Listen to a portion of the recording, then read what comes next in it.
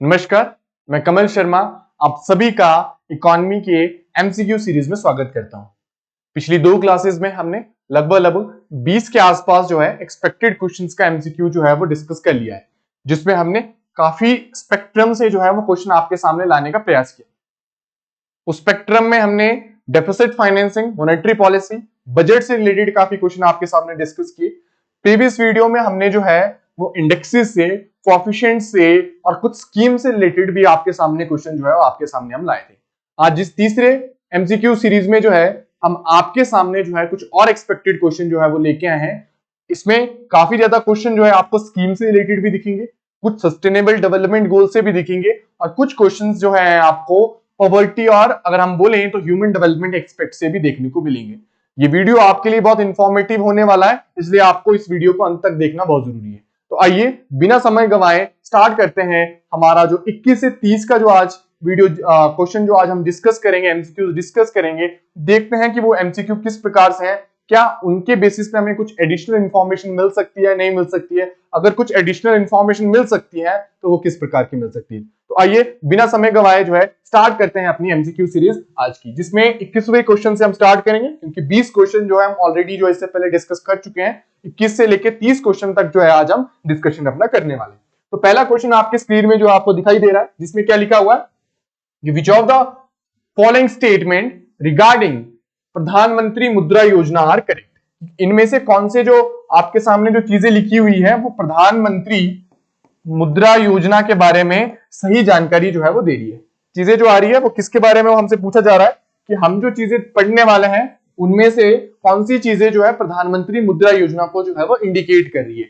अगर मैं बात करूं आपके सामने कि इसकी फुल फॉर्म क्या है, इसकी फुल फॉर्म अगर हम देखने को मिलती है तो वो होती है micro unit development and refinance agency, जो इसकी फुल फॉर्म है। यानी ये एक ऐसा इनिशिएटिव है जो देश की माइक्रो यूनिट्स, या अगर इन शॉर्ट में लिख दूं तो एमएसएमई सेक्टर के लिए जो है, एमएसएमई सेक्टर के लिए जो है क्रेडिट प्रोवाइड करने का काम करती है। इसके अंतर्गत जो क्रेडिट मिलता है वो नॉन फार्म एक्टिविटीज के लिए मिलता है। यानी मुद्रा योजना के तहत जो लोन मिलता है वो नॉन फार्म एक्टिविटीज के लिए जो है वो लोन मिलता है। और जो लोन इसमें मिलता है वो 3 टाइप्स के लोन मिलते हैं, जिसमें आता है शिशु, किशोर एंड तरुण। इन तीन कैटेगरी में जो है वो लोन बटा हुआ होता है। शिशु के अंतर्गत आपको जो है अप टू 50,000 तक लोन मिलता है, किशोर के अंतर्गत 50,000 टू 5 लाख तक लोन मिलता है, और तरुण के अंतर्गत 5 लाख टू 10 लाख तक का जो है वो लोन मिलता है। हालांकि एक बात जो आपको पीएम मुद्रा योजना से जानने की जरूरत है कि इसके अंतर्गत जो लोन मिलता है उसमें कोई भी सब्सिडी जो है, उसमें कोई भी सब्सिडी जो है वो प्रोवाइड नहीं की जाती है। इसके अंतर्गत कोई भी सब्सिडी जो है वो प्रोवाइड नहीं की जाती है। तो देखते हैं जो हमने ये इंफॉर्मेशन जो पीएम मुद्रा के बारे में कलेक्ट करी उनमें से कौन कौन सी स्टेटमेंट जो उससे मैच करती है। अगर पहली स्टेटमेंट लिखें, it is aimed for both farm and non farm activity, मैंने बताया ये सिर्फ और सिर्फ नॉन फार्म एक्टिविटी के लिए होगी, यानी जो ऑप्शन ए है, यानी जो स्टेटमेंट ए है वो हमारे पास गलत है। दूसरी स्टेटमेंट है 3 types of loans are provided under it. तो हमने बात करी शिशु, किशोर और तरुण, इसका मतलब सही बात है, 3 तरीके के लोन ही प्रोवाइड होते हैं। No collateral value is required. हाँ जी, एक चीज जो हमने जो डिस्कस नहीं कर पाए कि इसके अंतर्गत जो लोन मिला उसमें सब्सिडी तो कोई नहीं मिलेगी, लेकिन आपको यानी उन माइक्रो यूनिट्स को कोई कोलेक्ट्रल वैल्यू देने की भी जरूरत नहीं पड़ेगी। मतलब कोलेक्ट्रल वैल्यू होता है कि जब आप लोन लेते हैं बैंक से तो कुछ सिक्योरिटी की फॉर्म में देना पड़ता है।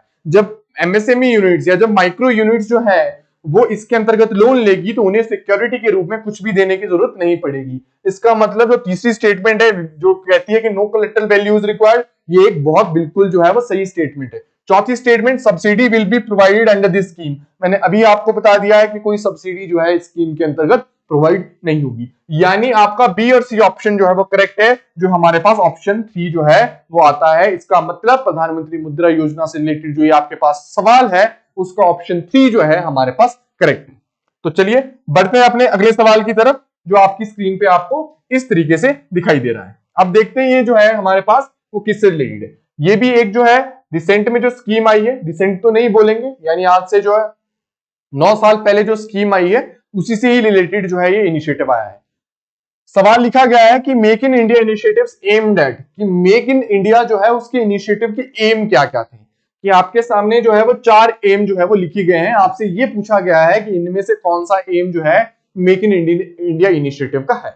अगर हम बात करें मेक इन इंडिया इनिशिएटिव की तो वो क्या था। मेक इन इंडिया इनिशिएटिव एक ऐसा इनिशिएटिव था जो डोमेस्टिक और फॉरेन जो एंटरप्रेन्योर्स है या डोमेस्टिक और फॉरेन जो इन्वेस्टर्स है उनको इनवाइट करता है और ये कहता है कि आइए भारत में आइए और भारत में आके जो है वो इन्वेस्ट करिए, मैन्युफैक्चर जो है वो करिए। इसके कुछ स्पेसिफिक जो है वो टारगेट्स जो है सरकार ने जो है वो रखे थे, यानी कुछ स्पेसिफिक ऑब्जेक्टिव्स और एम जो है वो मेक इन इंडिया इनिशिएटिव के तहत जो है वो सरकार ने रखे थे। मैंने बता दिया कि मेक इन इंडिया क्या होता है। मेक इन इंडिया क्या होता है कि डोमेस्टिक और इंटरनेशनल जो इन्वेस्टर्स हैं उनको ये बताना, उनको इनवाइट करना कि आइए और भारत में ही आप जो है वो मैन्युफैक्चर करिए। इसके कुछ एम थे, जैसे पहला था कि जो डोमेस्टिक मैन्युफैक्चरिंग है, जो डोमेस्टिक मैन्युफैक्चरिंग हो रही है उसके शेयर को इकोनॉमी में 16% से बढ़ाकर जो है वो 25% करना। इसके अलावा इस प्रोसेस में जो है वो 100 मिलियन एडिशनल जॉब जो है वो क्रिएट करना भी इसका एक टारगेट था। क्लियर है नहीं क्लियर है। दूसरा जो इसके अंतर्गत हमारे पास स्पेसिफिक ऑब्जेक्टिव था कि किस तरीके से देश में जो है वो इनोवेशन को बढ़ावा मिल सके। किसको बढ़ावा मिल सके? इनोवेशन को जो है वो देश में बढ़ावा मिल सके। इसके साथ किस तरीके से जो है इंटेलेक्चुअल प्रॉपर्टी राइट्स जो है कंपनीज के उनको बचाया जा सके। किस तरीके से जो है लोगों की इस इनिशिएटिव के लिए स्किल डेवलपमेंट की जाए। क्लियर है नहीं क्लियर है। यानी स्किल डेवलपमेंट पे इसका फोकस था। इसका फोकस जो था वो additional jobs, 100 million additional jobs की क्रिएशन पे था। इसका जो एक एडिशनल फोकस था वो इस बात पे भी था कि कैसे जो है डोमेस्टिक मैन्युफैक्चरिंग का जो शेयर है वो हमारे पास जो है वो बढ़ाया जा सके। क्लियर है नहीं क्लियर है। और इसमें जो है वो स्पेसिफिक और क्या एम हमारे पास थे। हमारे पास जैसे अगर हम इनिशिएटिव या अगर हम जो हमारे पास स्टेटमेंट्स दिए हैं उसके हिसाब से देखें तो उसमें भी मैं एडिशनल इंफॉर्मेशन कुछ लिख सकते हैं। Increase domestic and multinational companies to increase manufacturing in India. मतलब इसमें क्या है, आप इस चीज को क्या भी लिख सकते हैं, invite domestic and multinational companies to increase investment and manufacturing in India. यानी पहली स्टेटमेंट जो है अगर हम देखें तो हमारे पास सही है। Raise share of manufacturing in GDP from 16% to 25%। यानी हमारे पास जो है वो जो मैन्युफैक्चरिंग हो रही है, यानी जो हमारे पास डोमेस्टिक मैन्युफैक्चरिंग है उसके शेयर को 16 से 15-25% तक बढ़ाने की जो है वो बात हो रही है। क्रिएट 100 मिलियन एडिशनल जॉब्स, यानी इससे क्या भी बात हो रही है कि हमें 100 मिलियन जो है वो एडिशनल जॉब्स को क्रिएट करना है और इनोवेशन को क्या करना है, फॉस्टर करना है। यही सभी चीजें मैंने आपको बता चुका हूं कि इसके एम या ऑब्जेक्टिव्स क्या थे, कि किस तरीके से जो है वो डोमेस्टिक और फॉरेन प्लेयर्स को इनवाइट करके मैन्युफैक्चरिंग बढ़ाई जा सके। कितनी बढ़ाई जा सके? 16 से 25% की जा सके, 100 मिलियन एडिशनल जॉब्स क्रिएट की जा सके और इनोवेशन को जो है वो भारत में बढ़ावा दिया जा सके, जिसमें जो है वो स्किल डेवलपमेंट भी जो है वो लोगों की स्पेसिफिक फोकस एरिया रहेगा। यानी जो चारों स्टेटमेंट है हमारे पास वो सही स्टेटमेंट है, यानी जो हमारे पास आंसर बनता है वो बनता है ऑल ऑफ द अबव।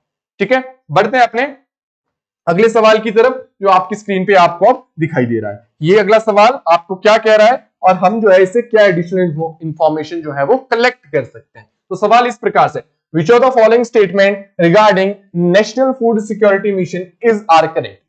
लिखा गया है कि जो स्टेटमेंट आपके पास दी गई है उनमें से जो है नेशनल फूड सिक्योरिटी मिशन के पर्सपेक्टिव से क्या क्या चीजें जो है करेक्ट है। अगर हम देखें कि नेशनल फूड सिक्योरिटी मिशन था क्या, ये एक ऐसा इनिशिएटिव, ये एक ऐसा जो है अभियान था जो 11th 5-year प्लान, जो भारत के 11th 5-year प्लान में आया था। मतलब अगर मैं बात करूं जो 11th 5-year प्लान का मतलब है 2007 से लेकर जो है 2012 के बीच में आया था। क्लियर है नहीं क्लियर? इसका जो फोकस था वो फूड ग्रेन्स की प्रोडक्शन बढ़ाने पे था। फूड ग्रेन्स की प्रोडक्शन बढ़ाने पे था। फूड ग्रेन्स का मतलब हमारे पास है wheat, rice, coarse cereals etcetera. Clear है नहीं क्लियर है? यानी जो इसका स्पेसिफिक फोकस था वो फूड ग्रेन की प्रोडक्शन पे था, पेरिशेबल या अदर चीजों पे इसका फोकस नहीं था। क्लियर है कि ये ऐसा इनिशिएटिव था जो 11th 5-year प्लान में आया था, जो 2007 से 12 के बीच में था और इसका जो एक स्पेसिफिक फोकस था वो देश में फूड ग्रेन्स की प्रोडक्शन को बढ़ावा देने पे था। जैसे व्हीट हो गया, राइस हो गया, पल्सेस हमारे पास हो गया, कोर्स सीरियल्स हो गया। हालांकि जो पेरिशेबल्स होते हैं जैसे फ्रूट्स हो गया, वेजिटेबल्स हो गए, ये सभी चीजें जो है नेशनल फूड सिक्योरिटी मिशन से जो बाहर थी। इसका एम ये था कि कैसे जो है देश की फूड सिक्योरिटी को जो है वो इंश्योर किया जा सके, किस तरीके से जो है वो देश की फूड सिक्योरिटी को इंश्योर किया जा सके, ये स्पेसिफिक जो है इसका ऑब्जेक्टिव था। ठीक है, अब जैसे लिखा भी है, it was formulated for the 11th 5 year plan, जो कि बिल्कुल सही स्टेटमेंट है जो मैंने अभी भी आपको बताया। It aimed at including the production of both food grains and perishable. ये एक बिल्कुल गलत स्टेटमेंट है, क्योंकि अभी मैंने आपको बताया कि जो इसका स्पेसिफिक एम था वो फूड ग्रेन्स की प्रोडक्शन था, ना कि पेरिशेबल्स की। ठीक है, production enhancement was based on both area expansion and productivity enhancement, यानी जो ये प्रोडक्शन बढ़ाया जाना था वो दोनों area based plus productivity enhancement के रूल पे बना हुआ था, जो कि एक बिल्कुल सही स्टेटमेंट है। यानी जो नेशनल फूड सिक्योरिटी मिशन के तहत फूड ग्रेन्स की प्रोडक्शन में बढ़ावा देने की बात करी जा रही थी, उसमें जो है फूड ग्रेन्स में एरिया कितना कवर होगा उसको भी एड ऑन करने की बात हो रही थी, प्लस उसकी प्रोडक्टिविटी एनहांसमेंट कैसे हो उस पे भी जो है वो फोकस था। यानी एरिया एक्सपेंशन और प्रोडक्टिविटी एनहांसमेंट जो है वो दोनों ही जो है हमारे पास नेशनल फूड सिक्योरिटी मिशन का पार्ट है। इसका मतलब पहली स्टेटमेंट और तीसरी स्टेटमेंट जो है वो बिल्कुल सही है, इसके अलावा जो दूसरी स्टेटमेंट है वो हमारे पास गलत है। इसका मतलब है जिसमें भी हमारे पास पहली और तीसरी स्टेटमेंट लिखी गई होगी वही हमारे पास जो है सही जवाब होगा, यानी option C is the right answer. और कुछ एडिशनल इंफॉर्मेशन अगर आपको यहां से मिलती है तो आप उसे नोट डाउन भी जो है वो कर सकते हैं। ठीक है, बढ़ते हैं आज के चौथे सवाल और इस सीरीज के 24वें सवाल की तरफ। ठीक है, आपकी स्क्रीन पे जो है आपको 24वां सवाल जो है वो देखने को मिल रहा है, और हमने जो है उसको डिटेल में भी हम डिस्कस करेंगे, क्या एडिशनल इंफॉर्मेशन मिल सकती है उस पर भी हमारी जो है वो फोकस रहेगा। विच of the following statement regarding राष्ट्रीय कृषि विकास योजना इज आर करेक्ट, यानी इनमें से जो स्टेटमेंट आपके पास लिखी है राष्ट्रीय कृषि विकास योजना के महत्व से, पर्सपेक्टिव से कौन सी चीज जो है वो सही है। अब हम जो है आज आपके सामने काफी ज्यादा स्कीम्स जो है वो एमएसएमई हो गया, एग्रीकल्चर से रिलेटेड जो है वो लेके आए, क्योंकि हाल फिलहाल के समय में ये देखा गया है कि पिछले अगर हम पेपर के एनालिसिस करें तो एग्रीकल्चर सेक्टर जो है काफी ज्यादा जो है फोकस पॉइंट जो है बना हुआ है, यानी उसकी जो स्कीम्स है स्पेसिफिकली वो काफी ज्यादा फोकस में जो है पब्लिक सर्विस कमीशन ने रखी है। इसी प्रकार से इसीलिए जो है हम आपके सामने जो है कुछ सवाल जो है उन स्कीम्स के बेसिस पे आपके सामने लेके आए हैं, यानी जो स्कीम्स हम यहाँ पे जो है आपके सामने लेके आए हैं उनके बारे में आपको जानकारी होना, उनके बारे में पढ़ना, उनके बारे में आपको समझ होना जो है वो बहुत जरूरी है। देखते हैं स्कीम में क्या लिखा गया है। This scheme formulated for the 11th 5 year plan, ये स्कीम जो है वो 11th 5 ईयर प्लान में जो है फॉर्मुलेट की गई। It targeted only the agriculture sector, इसका जो टारगेट था वो सिर्फ और सिर्फ एग्रीकल्चर सेक्टर था और कुछ नहीं था। Investment on agro infrastructure was also a part of this mission. देखते हैं कि क्या हमारे पास राष्ट्रीय कृषि विकास योजना के प्लान थे। ये एक ऐसा इनिशिएटिव था जो भी 11th 5 ईयर प्लान, यानी जो हम बात कर सकते हैं 2007 से लेकर जो है 12 के बीच में हमारे सामने जो है वो आया था। राष्ट्रीय कृषि विकास योजना जो है वो देश के एग्रो सेक्टर को चेंज करने के लिए लाया गया था। किसके सेक्टर को? एग्रो सेक्टर को ट्रांसफॉर्म करने के लिए जो है वो लाया गया था, जिसमें ना सिर्फ एग्रो इंफ्रास्ट्रक्चर जो है वो जुड़ा हुआ था बल्कि विलेज की इंफ्रास्ट्रक्चर डेवलपमेंट भी एसोसिएटेड थी। ये इनिशिएटिव एक ऐसा इनिशिएटिव था जिसमें ना सिर्फ एग्रो इंफ्रास्ट्रक्चर इन्वॉल्व था बल्कि विलेज लेवल पे इंफ्रास्ट्रक्चर डेवलपमेंट भी जो है वो एसोसिएटेड था। यानी एग्रो इंफ्रास्ट्रक्चर के साथ साथ, यानी एग्रो इंफ्रास्ट्रक्चर के साथ साथ विलेज इंफ्रास्ट्रक्चर भी इसमें एसोसिएटेड था। क्लियर है? इसका एक जो पॉइंट था वो ये भी था कि किस तरीके से जो है वो देश में ऑर्गेनिक फार्मिंग को जो है वो प्रमोट किया जा सके, उस पर भी जो है इसका फोकस रहा था। यानी राष्ट्रीय कृषि विकास योजना जो थी एक कॉम्प्रिहेंसिव जो है वो हमारे पास पॉलिसी थी टुवर्ड्स द विलेज और रूरल डेवलपमेंट, या हम बोल सकते हैं एग्रो इंफ्रास्ट्रक्चर के डेवलपमेंट के लिए, जिसमें ऑर्गेनिक फार्मिंग से रिलेटेड, एग्रो इंफ्रास्ट्रक्चर से रिलेटेड विलेज इंफ्रास्ट्रक्चर को भी इंक्लूड किया गया था। और ये इनिशिएटिव जो था वो 11th 5 ईयर प्लान में हमारे पास आया था। वो 5 ईयर प्लान जो 2007 से लेकर 12 के बीच में जो है वो हमारे पास मौजूद था, या हमारे पास पैन आउट जो है वो हुआ था। तो यानी हमारी जो पहली स्टेटमेंट है वो बिल्कुल सही है, 11th 5 ईयर प्लान में था। दूसरी स्टेटमेंट लिखा है target only the agriculture sector, ये पार्शियली करेक्ट है क्योंकि सिर्फ और सिर्फ एग्रीकल्चर सेक्टर ही नहीं, रूरल इंफ्रास्ट्रक्चर भी इसका पार्ट था। और तीसरा, investment on agro infrastructure was also part of it. अभी मैंने आपसे डिस्कस किया कि हाँ जी, एग्रीकल्चर इंफ्रास्ट्रक्चर भी जो था या रूरल इंफ्रास्ट्रक्चर भी जो था वो हमारे पास राष्ट्रीय कृषि विकास योजना का जो है वो पार्ट था। यानी पहली और तीसरी स्टेटमेंट, यानी इसमें भी जो हमारे पास सही जवाब है, सही जो उत्तर है वो ऑप्शन सी है, यानी 1 और 3 ऑप्शन वाला जो है वो सही है। ठीक है, बढ़ते हैं आज के 5वें सवाल और इस सीरीज के 25वें सवाल की तरफ, जो आपके सामने जो दिख रहा है। ये जो सवाल है आपके पास वो फर्टिलाइजर सेक्टर से, यानी एग्रीकल्चर का जो फर्टिलाइजर अगर हम सेक्शन देखें तो उस सेक्शन से जो सवाल आ गया। अब ये सवाल हमने क्यों डाला है, क्योंकि काफी ज्यादा बात जो है यूरिया की अवेलेबिलिटी पे, उसकी सब्सिडी पे बार बार जो है वो न्यूज में बनी रहती है। यानी इस पे सब्सिडी कैसे मिलती है, प्राइस कैसे फिक्स होता है, उसकी जानकारी आपको पता होना जो है वो जरूरी है। आइए समझते हैं कि ये क्या चीजें चलती है। जो फर्टिलाइजर के डिपार्टमेंट में भारत की जो सब्सिडी होती है वो फूड सब्सिडी के बाद सबसे ज्यादा है। यानी फर्टिलाइजर के सेक्टर में जो सब्सिडी प्रोवाइड होती है वो फूड सब्सिडी के बाद जो है दूसरे नंबर पे है। अगर हम पिछले साल की बात करें तो जो फर्टिलाइजर पे सब्सिडी का जो एक्सपेंडिचर सेंट्रल गवर्नमेंट का हुआ था वो लगभग जो है 1.6 लाख करोड़ का हुआ था। और जो फर्टिलाइजर के सेक्टर में जो सब्सिडी मिलती है उसमें थोड़ी कैटेगराइजेशन होती है।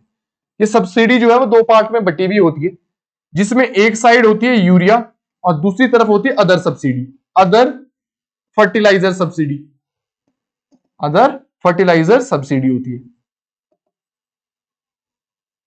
अब यूरिया के केस में क्या होता है, सब्सिडी जो है वो वेरी करती है, जबकि प्राइस जो होता है वो फिक्स्ड रहता है। क्लियर है, सब्सिडी वेरी करती है लेकिन प्राइस जो है वो फिक्स्ड रहता है। और अदर फर्टिलाइजर के केस में जो सब्सिडी है हमारे पास वो फिक्स्ड रहती है, जबकि प्राइस जो है वो वेरी करता है। ठीक है, यानी यूरिया का उल्टा जो है अदर फर्टिलाइजर के लिए हो जाता है। यूरिया का जो प्राइस है वो सरकार के द्वारा फिक्स किया जाता है और फिर जो है वो सब्सिडी जो है based on the production cost बदल सकती है, ऊपर नीचे जो है वो हो सकती है। लेकिन अगर हम बात करें अदर फर्टिलाइजर की तो उस केस में जो है सब्सिडी फिक्स्ड होती है और ये जो सब्सिडी मिलती है वो न्यूट्रिशन बेस्ड सब्सिडी मिलती है। यानी उस पर्टिकुलर फर्टिलाइजर में किन न्यूट्रिएंट्स की न्यूट्रिएंट्स जो है मौजूद हैं उनके बेसिस पे जो फिक्स्ड है, जो सब्सिडी है वो फिक्स्ड रहती है। यानी उनमें जो सब्सिडी मिलती है उनमें जो न्यूट्रिएंट कंटेंट है उनके बेसिस पे मिलती है और उस वजह से क्योंकि सब्सिडी जो है वो क्या होती है हमारे पास फिक्स्ड रहती है, उस वजह से डिफरेंट जो प्रोडक्शन कर रहे हैं, यानी जो डिफरेंट प्रोडक्शन यूनिट है उनका प्राइस जो है वो वेरी कर सकता है। तो यानी यूरिया के केस में प्राइस फिक्स्ड, सब्सिडी वेरी, जबकि अदर फर्टिलाइजर में सब्सिडी जो है वो फिक्स रहेगी, जो न्यूट्रिशन बेस्ड मिलेगी और प्राइस जो है वो वेरी करेगा। अब देखते हैं स्टेटमेंट में क्या लिखा है, price of urea is fixed while subsidy vary. बिल्कुल सही स्टेटमेंट है। और दूसरी स्टेटमेंट है price of other subsidies vary while their subsidy is fixed. यानी सब्सिडी फिक्स है जबकि प्राइस जो है अदर सब्सिडी का वेरी करता है। यानी ऑप्शन 2 भी जो है हमारे पास करेक्ट है। यानी both statement 1 and statement 2 are correct. ये जो आपको इंफॉर्मेशन दी गई है ये आप जरूर नोट करें। और एक और चीज आपको जो नोट करनी है कि हमारे जो क्रॉप है उसके लिए 6 मेजर और 8 जो है वो माइक्रो न्यूट्रिएंट की जरूरत होती है। ठीक है, अगर हम 6 मेजर की बात करें तो उसमें जो है एनपीके जो है सबसे इंपॉर्टेंट है, यानी नाइट्रोजन, फास्फोरस और पोटेशियम। इसके अलावा जो 3 बच गए वो होते हैं कैल्शियम, सल्फर एंड मैग्नीशियम। यानी ये 6 जो है वो आपकी क्रॉप के लिए मेजर जो है वो क्या होते हैं, फर्टिलाइजर या न्यूट्रिएंट जो है वो होते हैं। Nitrogen, phosphorus, potassium, calcium, sulphur and magnesium. ठीक है, बढ़ते हैं अपने अगले सवाल की तरफ जो है 26वां सवाल आपकी स्क्रीन पे इस प्रकार से। इसमें लिखा गया है कि हेड काउंट रेशियो, यानी ये जो सवाल है मैं आपको पहले बता दूं कि पॉवर्टी से रिलेटेड है, यानी जो पॉवर्टी के इंडिकेटर हैं उनसे रिलेटेड है। पहली जो बात कर रहा है वो बात कर रहा है हेड काउंट रेशियो की। हेड काउंट रेशियो क्या होता है कि मान के चलिए कि ये पॉवर्टी लाइन है, उस पॉवर्टी लाइन के नीचे जितने भी लोग रह रहे हैं उनकी गणना करना, उनके नंबर को कैलकुलेट करना कि कितने लोग जो एग्जैक्टली पॉवर्टी लाइन से नीचे रह रहे हैं, उसको हम बोलते हैं head count ratio. Head count करना यानी पॉवर्टी लाइन से नीचे जो लोग रह रहे हैं उनको गिनने की प्रक्रिया को हम बोलते हैं हेड काउंट रेशियो। अगर बात करूं मैं जो दूसरी स्टेटमेंट में लिखा है poverty gap ratio, poverty gap ratio क्या होता है? अगर ये पॉवर्टी लाइन है तो हो सकता है कि कुछ लोग जो है बिल्कुल पॉवर्टी लाइन के साथ हो, और हो सकता है कुछ लोग जो है उस पॉवर्टी लाइन के बहुत नीचे हो। क्लियर है कि पॉवर्टी लाइन हमने खींची, हो सकता है कि कुछ लोग उस पॉवर्टी लाइन के बिल्कुल साथ हो, और हो सकता है कुछ लोग उससे बहुत दूर हो। तो ये जांचना कि कितने लोग बिल्कुल साथ हैं और कितने लोग बहुत दूर हैं, इसको हम बोलते हैं पॉवर्टी गैप रेशियो। ये जांचना कि कौन लोग जस्ट पॉवर्टी लाइन के बिलो है और कौन कितने जो है नियर है, कौन कितने दूर जो है उस पॉवर्टी लाइन से, हम उसको बोलते हैं पॉवर्टी गैप रेशियो। और हेड काउंट रेशियो में क्या होता है, उस पॉवर्टी लाइन के नीचे कितने लोग एडिक्वेटली अवेलेबल हैं वो चेक किया जाता है, और पॉवर्टी गैप रेशियो में कौन नजदीक कौन दूर है ये चेक किया जाता है। तो देखते हैं क्या बोलती है। Head count ratio indicates the ratio of the total number of people below the poverty line to the total population, जबकि poverty gap ratio is calculated to know who are near and farther the poverty line. यानी statement 1 और statement 2 दोनों ही सही है। Poverty gap ratio में इन्होंने कहा है कि कौन सी, कितने लोग नजदीक है कितने लोग दूर है उसको मेजर करेगा, जबकि हेड काउंट रेशियो ये चेक करेगा कितने लोग जो है पॉवर्टी लाइन के नीचे है compared with the actual population. यानी both statement 1 and 2 are correct, इसका सही जवाब है। बढ़ते हैं अपने अगले सवाल की तरफ। और अगर कुछ मैं आपको बता दूं, जो मैं इससे पिछला जो 26वां क्वेश्चन हमने डिस्कस किया उसके जो दोनों पार्ट हैं वो प्रीवियस ईयर में आपके सामने आ चुके हैं। तो हमने आपको ना सिर्फ एडिशनल इंफॉर्मेशन दी बल्कि एक PYQ जो है आपके सामने लेके आए, जिसमें हमने ये हेड काउंट रेशियो और पॉवर्टी गैप रेशियो अलग अलग ईयर में जो है एग्जाम में आते हैं, हमने उन दोनों को जो है क्लब करके जो आपके सामने लाया है, ताकि उन दोनों क्वेश्चन को जो है एक साथ ही जो है वो स्टेटमेंट की फॉर्म में आपसे डिस्कस किया जा सके। बढ़ते हैं अपने नेक्स्ट सवाल की तरफ, जो है हमारे पास 27वां सवाल, और उस 27वें सवाल का मैं लिखा है RBI accommodative stance means possibility of rate hike, और in neutral stance anything can happen any time. ये जो सवाल है वो मॉनेटरी पॉलिसी से है। अगर हम इसे कहें तो ये मॉडरेट टू हाई लेवल का हम इसको सवाल कह सकते हैं, मॉडरेट टू हाई लेवल का सवाल कह सकते हैं। लेकिन जो आज मैं आपको इंफॉर्मेशन दूंगा उसके बाद ये आपके लिए इजी लेवल पे आ जाएगा, उसके बाद ये मॉडरेट या हाई लेवल पे नहीं रहेगा आपके लिए। ये जो सवाल है आप उसको अपने लिए इजी कैटेगरी में जो है वो नोट डाउन कर लेंगे। अब उसमें नोट डाउन करने के लिए आपको 3 चीजें पता होनी चाहिए, और उन्हीं 3 चीजों से जो आपका जो आपके पास सवाल है वो हल हो जाएगा। कि जो आरबीआई की मॉनेटरी पॉलिसी होती है उसमें जो है आरबीआई 3 स्टांस ले सकता है, या हम कहते हैं कि वो जनरली जो है वो 3 स्टांस लेता है। आरबीआई जो है मॉनेटरी पॉलिसी के थ्रू मार्केट में मनी सप्लाई को रेगुलेट करता है, और उसको रेगुलेट करने के लिए वो 3 स्टांस फॉलो करता है। वो 3 स्टांस कौन से देखते हैं। पहला स्टांस है अकोमोडेटिव स्टांस, पहला स्टांस है अकोमोडेटिव स्टांस। दूसरा स्टांस है न्यूट्रल स्टांस, और तीसरा जो स्टांस है वो है calibrated tightening stance, calibrated tightening stance. इन 3 स्टांस के अलावा कोई भी स्टांस जो है आरबीआई मॉनेटरी पॉलिसी में नहीं लेता है। अगर हम बात करें अकोमोडेटिव स्टांस, ये स्टांस जो है जनरली जो है वो आरबीआई ने कोविड-19 के समय जो है वो फॉलो किया। स्पेसिफिकली बोलूं तो कोविड-19 की जो पहली वेव थी और जो दूसरी वेव थी उसमें जो है आरबीआई ने जो है वो अकोमोडेटिव स्टांस जो है फॉलो किया। अकोमोडेटिव स्टांस का मतलब है मार्केट में मनी सप्लाई को, अकोमोडेटिव स्टांस का मतलब है मार्केट में मनी सप्लाई को एनहांस करना बाय रेट कट्स। ठीक है, मतलब अकोमोडेटिव स्टांस का मतलब होता है मार्केट में होने वाली मनी सप्लाई को कम करना, अधिक करना बाय रेट कट्स। यानी रेपो रेट और जो मॉनेटरी पॉलिसी के टूल्स होते हैं उनको कम करके जो है मार्केट में मनी सप्लाई को बढ़ाने की प्रक्रिया को हम बोलते हैं अकोमोडेटिव स्टांस। कैलिब्रेटेड जो टाइटनिंग स्टांस है उसका मतलब होता है कि मार्केट में मनी सप्लाई को कम करना बाय रेट हाइक्स, कि रेट बढ़ा के यानी रेपो रेट और अदर इंस्ट्रूमेंट को बढ़ा के मार्केट में मनी सप्लाई को कम करना। और न्यूट्रल स्टांस का मतलब होता है anything can happen any time, मतलब anything can happen any time. इसका मतलब कि किसी भी समय आरबीआई कुछ भी डिसीजन ले सकता है, वो रेट बढ़ा भी सकता है, वो घटा भी सकता है, और हो सके कुछ भी ना करे। तो न्यूट्रल स्टांस का मतलब होता है anything can happen any time. अब देखते हैं स्टेटमेंट में हमारे सामने क्या लिखा है। स्टेटमेंट में लिखा है RBI's accommodative stance means possibility of rate hike. बिल्कुल गलत है। अकोमोडेटिव स्टांस का मतलब होता है मनी सप्लाई को बढ़ाना बाय रेट कट्स। और in neutral stance anything can happen any time, बिल्कुल सही। यानी आरबीआई कहता है कि न्यूट्रल स्टांस में मैं कभी भी कुछ भी कर सकता हूं, मेरा मन किया तो मैं मार्केट में मनी सप्लाई को बढ़ा दूंगा, मेरा मन नहीं किया तो मैं कम भी रख सकता हूं। क्लियर है? यानी हमारे पास पहली गलत, दूसरी स्टेटमेंट ही सही है। यानी option D statement 1 is incorrect while statement 2 is correct, हमारे पास सही जवाब है। ठीक है, तो चलिए बढ़ते हैं अपने 28वें सवाल की तरफ, जो आपकी स्क्रीन पे आपको दिखाई दे रहा है। Inflation expressed in CPI or WPI is called headline inflation. RBI targets fixed 4% of inflation. ये एक ऐसा सवाल है जो आपके लिए जो है वो एक तरीके से अगर मैं देखूं तो एक मॉक टेस्ट के रूप में लाया गया है, क्योंकि इन्फ्लेशन वाले और चीजों को हम जो है वो अपने पहले लेक्चर में भी जो है डिस्कस कर चुके हैं। यानी आप इस समय इस आंसर को इस क्वेश्चन को जो है वो आंसर करने की स्थिति में होने चाहिए। अगर फिर भी मैं बात करूं तो आरबीआई जो है वो इन्फ्लेशन टारगेटिंग के लिए हेडलाइन इन्फ्लेशन का ही यूज करता है।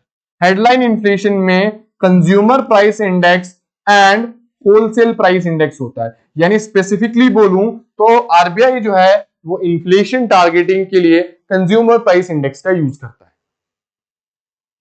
होलसेल प्राइस इंडेक्स में वो प्राइसेस होते हैं जो होलसेल मार्केट में प्रिवेल करते हैं, और कंज्यूमर प्राइस इंडेक्स में वो प्राइसेस लिए जाते हैं जो एंड कंज्यूमर यानी मुझे और आपको जो है वो डायरेक्टली अफेक्ट करते हैं, उन प्राइसेस को जो है वो रखा जाता है।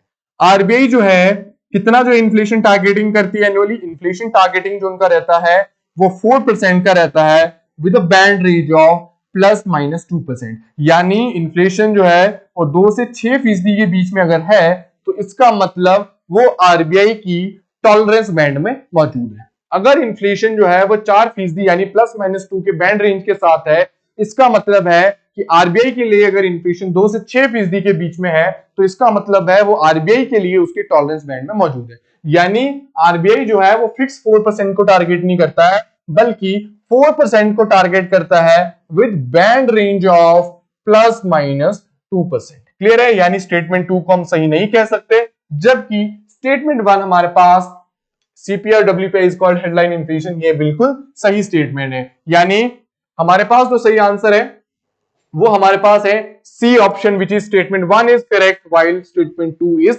इनकरेक्ट, जो हमारे पास सही जवाब इस क्वेश्चन का है। चलिए बढ़ते हैं आज के सेकंड लास्ट सवाल की तरफ और इस सीरीज के 29वें सवाल की तरफ, जो आपको आपकी बोर्ड पे जो है वो अब दिखाई दे रहा है। ठीक है, which of the following statement और statements regarding poverty is are correct. अब हम पॉवर्टी से रिलेटेड काफी ज्यादा क्वेश्चन जो है वो आपके सामने ला रहे हैं। उसका एक स्पेसिफिक रीजन है, क्योंकि जो ह्यूमन डेवलपमेंट का एस्पेक्ट है उसमें पॉवर्टी जो है एक इंपॉर्टेंट कंपोनेंट है, और हाल फिलहाल के समय में ये देखा गया है कि पॉवर्टी पे जो क्वेश्चन है उसकी फ्रीक्वेंसी जो है वो बढ़ गई है। देखते हैं पॉवर्टी से रिलेटेड ये क्या सवाल है। Ending poverty in all it's form is a part of SDG 2। यानी ये सवाल ना सिर्फ पॉवर्टी से बल्कि सस्टेनेबल डेवलपमेंट गोल से भी है। Head count ratio indicates the total number of people below the poverty line. ये सवाल आपको जरूर देना चाहिए। ये जो ऑप्शन स्टेटमेंट बी है वो सवाल आप उसका आंसर आपको जरूर करना चाहिए, क्योंकि ये स्टेटमेंट पिछली दो स्लाइड पहले ही जो है हम डिस्कस कर चुके हैं। Poverty gap ratio indicates who are nearer and further to the poverty line. Poverty gap ratio ये डिस्कस करता है कि कौन पॉवर्टी लाइन के नजदीक है और कौन दूर है। यानी अगर मैं इन शॉर्ट बोलूं, तीसरा और दूसरा स्टेटमेंट जो है हमारा बिल्कुल सही है, क्योंकि 2 स्लाइड पहले ही मैंने आपसे डिस्कस किया था कि हेड काउंट रेशियो में जो है पॉवर्टी लाइन से नीचे कितने लोग जो है वो एक्चुअल में है वो काउंट किए जाते हैं, बट जबकि पॉवर्टी गैप रेशियो में क्या होता है, कौन लोग बिल्कुल नजदीक है और कौन कितने दूर जो है वो चेक किया जाता है। लेकिन अगर हम बात करें सस्टेनेबल डेवलपमेंट गोल के पर्सपेक्टिव से, तो ending poverty in all it's form everywhere is a part of SDG 1। यानी वो 2 का पार्ट नहीं, SDG 1 का पार्ट है, जबकि हमारे पास जो SDG 2 है वो हंगर को खत्म करने की बात करता है। यानी SDG 2 जो है वो हंगर को खत्म करने की बात करता है, जबकि SDG 1 जो है वो पॉवर्टी को एंड करने की बात करता है। अगर हम और भी SDG की बात करें तो SDG 3 जो है हमारे पास वो हेल्थ से रिलेटेड है, 4 जो है वो एजुकेशन से रिलेटेड है। SDG 5 जो हमारे पास आता है वो वीमेन इक्वालिटी एंड एम्पावरमेंट से रिलेटेड आता है। छठा जो है हमारे पास वाटर एंड सैनिटेशन से रिलेटेड है। सातवां जो है हमारे पास रिन्यूएबल सस्टेनेबल एनर्जी से रिलेटेड है। और इस प्रकार से और भी सस्टेनेबल डेवलपमेंट गोल्स बढ़ते हैं। यानी सस्टेनेबल डेवलपमेंट गोल्स की ब्रीफ में आपको जानकारी होना बहुत आवश्यक है। तो हम देखें कि पहला स्टेटमेंट गलत है जबकि दूसरा और तीसरा सही है। यानी ऑप्शन सी जो हमारे पास है वो हमारे पास जो है वो सही जो है वो स्टेटमेंट है। यानी हमारे पास जो पहले दो स्टेटमेंट है वो गलत स्टेटमेंट है। ठीक है, मतलब जो पहला स्टेटमेंट है वो गलत है जबकि दूसरे जो है नेक्स्ट टू जो है वो हमारे पास सही स्टेटमेंट है। तो चलिए बढ़ते हैं आज के आखिरी सवाल की तरफ जो आपकी स्क्रीन पे अब आपको जो है वो दिखाई दे रहा है। देखते हैं कि ये जो सवाल है वो एक ह्यूमन डेवलपमेंट के एस्पेक्ट से रिलेटेड है जो कि अनएम्प्लॉयमेंट वाला जो है वो एस्पेक्ट। ठीक है, which are the following statements regarding unemployment is are correct.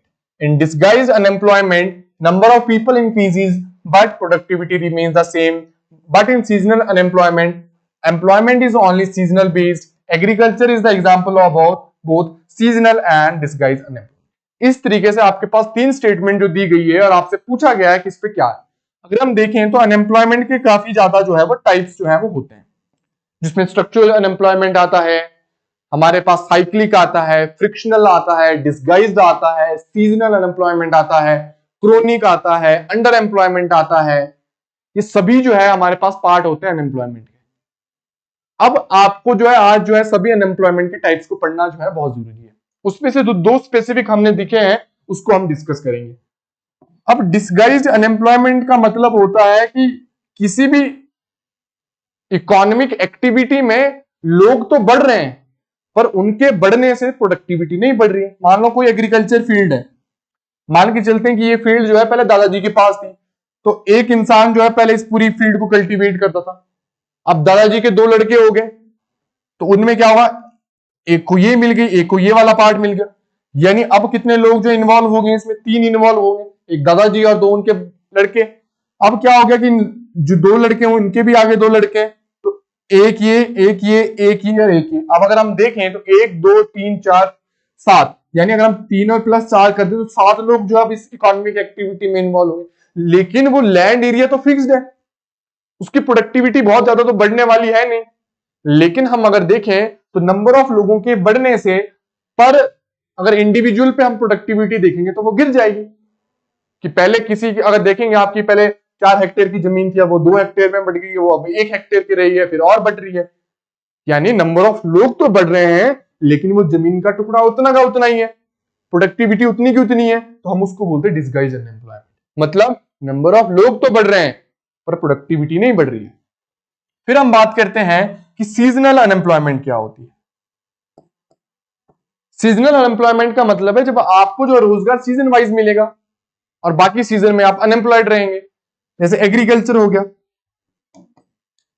कि जब बीजारोपण होता है, सोइंग सीजन होता है या हार्वेस्टिंग सीजन होता है, उस समय तो लेबर की रिक्वायरमेंट होती है, but in the intermediate period यानी उसके बीच के पीरियड के, सोइंग सीजन और हार्वेस्टिंग सीजन के बीच के पीरियड में कोई ज्यादा डिमांड जो है वो नहीं रहती। तो उस समय क्या होता है कि आप अनएम्प्लॉयड रहते हैं, जिसको हम बोलते हैं सीजनल एम्प्लॉयमेंट। यानी एग्रीकल्चर जो है डिस्गाइज्ड का भी पार्ट है और सीजनल अनएम्प्लॉयमेंट का भी पार्ट है। इसका मतलब जो तीनों स्टेटमेंट हमारे पास लिखी गई है कि agriculture is the example of seasonal employment और डिस्गाइज्ड अनएम्प्लॉयमेंट, ये तीनों स्टेटमेंट सही है हमारे पास। ठीक है, यानी हमारे पास जो ऑप्शन आ जाएगा वो आ जाएगा ऑल ऑफ द अबव।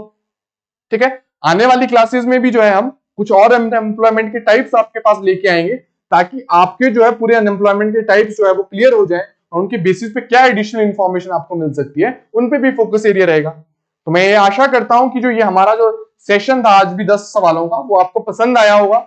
आप इन्हें जरूर लाइक करें, शेयर करें अपने दोस्तों के साथ, चैनल को सब्सक्राइब करें और इसी तरीके से जो है निम्बस एकेडमी के यूट्यूब चैनल से जुड़े रहें क्योंकि ऐसी एक्साइटिंग सीरीज जो है आगे भी आती रहेगी और हम बहुत जल्द जो है आपके पास 30 से 40 जो है वो इकोनॉमी के जो नए क्वेश्चन सीरीज जो है वो आपके सामने लेके आने वाले हैं। तो इस सेशन को आराम से सुनने के लिए, स्नेहपूर्ण सुनने के लिए आपका बहुत बहुत धन्यवाद।